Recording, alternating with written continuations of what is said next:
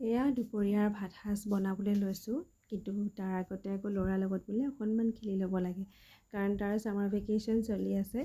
গতিকে তাৰ লগতো অকণমান খেলি ল'লোঁ। তাৰ পাছতে এয়া বনাবলৈ সোমাইছোঁ আৰু কিটচেনত।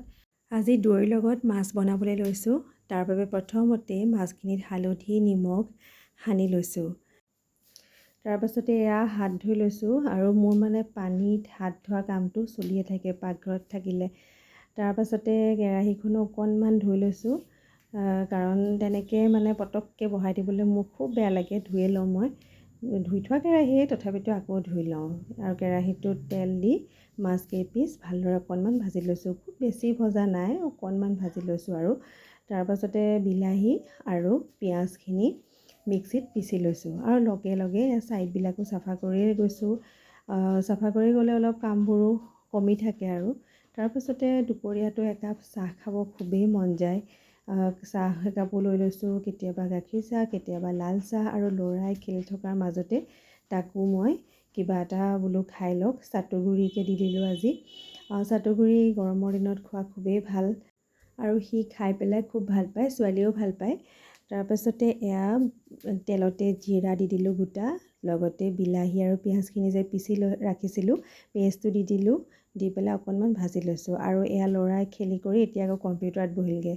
তাৰপিছতে ইয়াতে দৈ দি দিছোঁ, আৰু দৈখিনিতে মছলা আটাইখিনি মিলাই দিছোঁ। জিৰা গুড়া, গৰম মছলা, জলকীয়া গুড়া, আটাইকেইটা মছলা দি দিছোঁ। আৰু বেলেগ মছলা দিয়া নাই বাৰু, মই ধনিয়া গুড়া দিয়া নাই আকৌ দেই, কাৰণ ধনিয়া গুড়া শেষ হৈ গৈছিলে। তাৰপাছতে এই যে যিটো বাতিত দৈখিনি মিক্স কৰিছিলোঁ, সেই বাতিটোতে পানী দি পেলাই সেই পানীখিনিও আকৌ দি দিছোঁ। দিয়াৰ পাছতে অলপমান ভাজি লৈছোঁ, অকণমান উতলোতে তাতে বইল আলু দি দিছোঁ। মই আলু বইলেই ইউজ কৰোঁ বেছিকৈ, কাৰণ আলুখিনি বইল কৰি তাৰ পানীটো পেলাই পেলাই যিটো আলু ব্যৱহাৰ কৰা হয় তাৰ পৰা আমাৰ একো অপকাৰ নহয়। তাৰ পাছতে তাতে ফ্ৰাই কৰা মাছখিনি দি দিছোঁ, আৰু এয়া উতলি আছে। ঢাকি থৈছিলোঁ, ঢাকাৰ পিছত অলপ সময় পিছতে ঢাকোনখন খুলি দিছোঁ, আৰু ধুনীয়াকৈ অলপমান উতলিয়ে আছে। আৰু এয়া কম জুইত বনাই আছোঁ দেই। তাৰ পাছতে আকৌ অকণমান সময় ঢাকি থৈ দিম, যাতে ধুনীয়াকৈ উতলি যায়।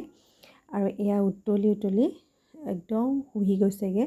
তাৰপিছতে ইয়াতে জোখমতে পানী দি দিছোঁ, আৰু অলপমান নিমখো দি দিছোঁ।